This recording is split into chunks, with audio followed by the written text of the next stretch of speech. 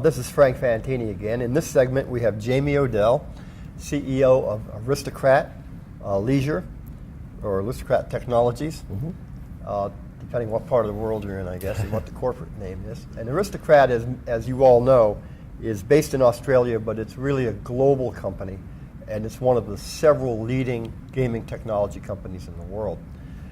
One of the keys to the success under Jamie has been a significant amount of progress that Aristocrat has made outside of Australia, especially in North America. And can you just give us a little bit of an update on where you are in North America and where you want to be? Yeah, sure, Frank. Thanks for the opportunity.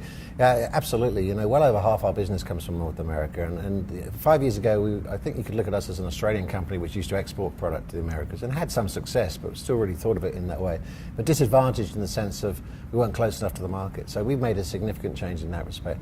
I have half my leadership team, half the folks who report to me are now based out here in the US. Over half of our studios and the design work that we do on games is based out here in the US. And that's important because the games are becoming increasingly different from those we see in Asia, Australia, and the rest of the world. So you see some of the big licensed games here, some of the cabinets, the hardware, really purely developed for the premium US market. So we've moved far more folks over here, far more of my leadership team, recognizing America is the most important gaming market for us by a long way. We're in many, many jurisdictions, but America is by far the number one. And our recent announcement to acquire VGT takes that even further. We'll be at a point where up to 2/3 of our business is coming out of the US. It's a great market, and clearly I want more of my leadership team based over here. So that's where the focus comes from.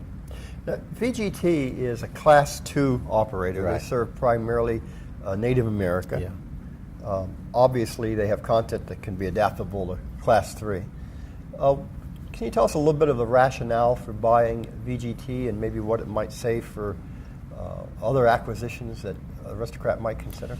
Yeah, look, it's a fantastic business, and I have to say all credit to John Yarber and the team who built up an enormously successful business. It is Class 2, and basically what that means is the games are mechanical reel slot machines, but the outcome is based on a bingo algorithm, not a random number generator, but still the player experience is very, very similar.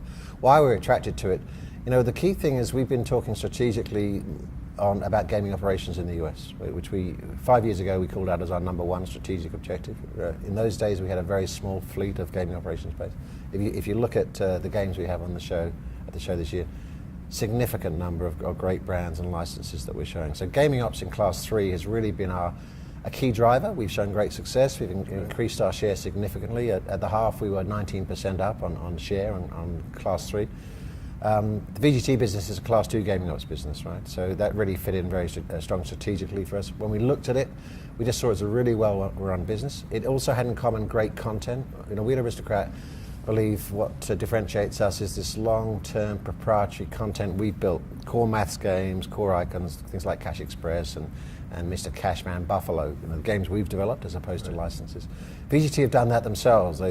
Games like Hot Red Ruby and Mr. Moneybags, really strong IP which players love in a recurring revenue environment in those tribal casinos. The final thing is we've always had great success with the tribal casinos in Class 3, if you go around California and other parts of the world. So we saw a lot of commonality there, and really that's why we were so keen to acquire the business. And I suppose if that's the common theme is for a major acquisition for us, we wanted something which was in an area where we were growing, where we'd proven we had some skills, but where we wanted to increase scale.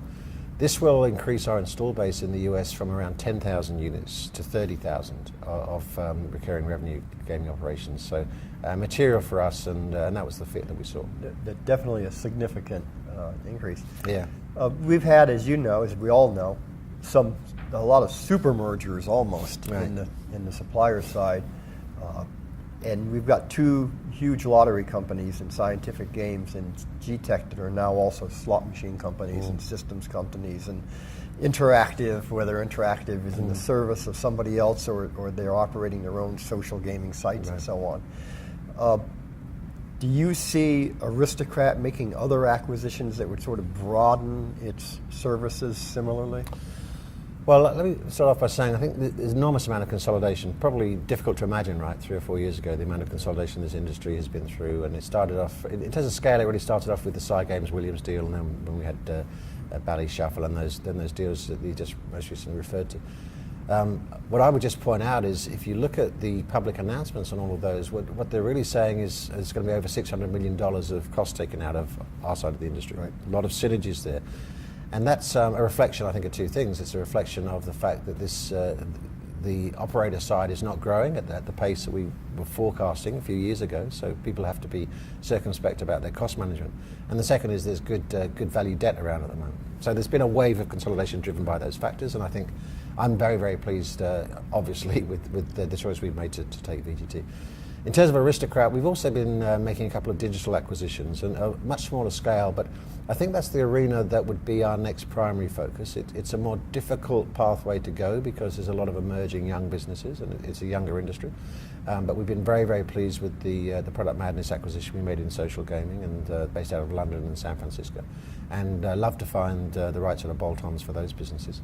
In terms of scale for us, our board are always open to good opportunities which make sense for shareholders, but I actually think we've got plenty on our plate for the next couple of years at least, so you never say never. But what you've got to make sure that you extract value from the deals that you've just done. So my feeling is let's close the VGT deal and make sure that that's working, and basically that's a pretty light touch operation for us. We're going to respect the current management who are doing a great job, make sure we focus on digital, and if there are further acquisitions in the short term, I would hope that we can find good opportunities in that digital arena, because that's fast becoming a big growth driver for us. Okay, very interesting. If you could describe the vision of Aristocrat 3 or 5 years out, what will the company look like then? It's a great question, and I think 3 to 5 years out, and even beyond that, I actually see ourselves as a content IP company. So what do I mean by that? If you think of forms of distribution, historically we have thought of ourselves primarily as a slot machines, and clearly a systems company as well. We have a great systems business with Oasis here in the US. But increasingly you think about what is the content that goes on the slot machine. And the slot machine itself, the hardware, and it looks fantastic. The whole industry, by the way, if you can see what the wheels and the bells and the lights, the machines are looking great. But in the future, that'll increasingly become evident as just one form of distribution. So you can launch games now, beautiful games on tablets, on iPads, on mobile, and they look great. You know, the quality of the graphics, the audio looks great. So for us, long-term future, collectively with our IP, you know, we have over 2,500 patents, so we're a really strong IP company. I'd like to think our future will be a content ideas IP company, and then we may choose to own other areas of how we distribute. Most likely we'd own, you know, the hardware, the box making. We may use third parties with other forms of digital distribution. But you can almost compare it to like a syndicated TV company, I think, in the future. You can go to a hotel room in Tokyo, turn on the TV, you're watching Seinfeld, right, made 15 years ago. Ultimately, that's the sort of IP I think we'll own and we'll be able to monetize effectively. And I think it's also engaging for employees to think that we turn ourselves, if you like, from, let's say, a bricks and mortar style business into an ideas, software, creative technology company. So that's where I hope we end up, but we'll have to see what trends emerge. Of course, the thing I'd state, which makes our industry different to unregulated industry, is a lot of what we're able to do is dictated by the regulators. So there's a lot we could do with things like mobile, but until they're regulated, we can't do them. So that's kind of, in some ways, a time constraint as to when we can go live on some of these ideas. Okay, great. Our key constituent is the investor. Yeah. Two-part question. Part one, and I ask this probably each year, is would you consider at some point a dual listing in the U.S. to raise your profile among investors, number one? And number two, what would you like investors to understand best about Aristocrat? Well, the first question is something my board and I do talk about. We don't have current plans for that, but I certainly, we're aware of the pros and cons of that, and I would say there are pros and cons. We're historically been an Australian listed company. The majority of our shareholders are Australian, but we would like to have more US companies on our register. So my answer would be we're open-minded to anything which improves the business, but no immediate plans for that.